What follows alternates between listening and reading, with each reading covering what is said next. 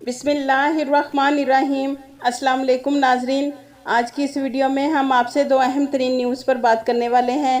पहली न्यूज़ ये है कि जिनके अकामे और exit re entry visa expire हो रहे हैं या हो गए हैं वो कैसे सऊदी आएंगे, और दूसरी ये कि PIA की परवाज़ों में रोज़ाना बढ़ता हुआ इजाफा।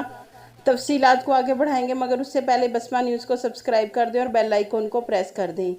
नीज़ हमारी वीडियो को ज़्यादा से ज़्यादा फेसबुक, व्हाट्सएप और ट्विटर पर शेयर करना मत भूलिएगा।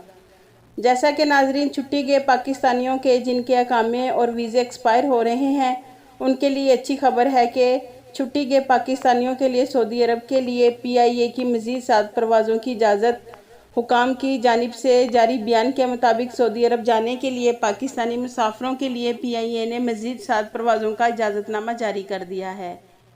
PIA के बयान के मुताबिक पहले मंगल को 21 परवाज़ों की इजाज़त दी थी और सऊदी सफ़ीर ने मगर मुसाफिरों की तादाद को देखते हुए और मज़ीद 7 परवाज़ों की इजाज़त दे दी है। ये 7 परवाज़ें 21 परवाज़ों के अलावा होंगी। और नाजरीन, दूसरी अहम खबर यह है कि पाकिस्तानी हुकाम मुसलसल सऊदी हुकाम से राब्ते में हैं और वफाकी वज़ीर ने पाकिस्तान में मौजूद सऊदी नायब वज़ीर से दरख्वास्त की है कि छुट्टी गए पाकिस्तानियों के अकामे और एग्जिट री एंट्री वीज़ा 30 अक्टूबर तक एक्सटेंड कर दिए जाएँ। तो नाजरीन, सऊदी नायब वज़ीर ने वादा किया है कि मैं मुश्तरका वज़ारती इजलास में अकामों का मामला उठाने का वादा करता हूँ और साथ में फ़्लाइट्स बढ़ाने की दरख्वास्त भी करूँगा ताकि छुट्टी गए पाकिस्तानी बिना परेशानी के सऊदी अरब वापस आ सकें।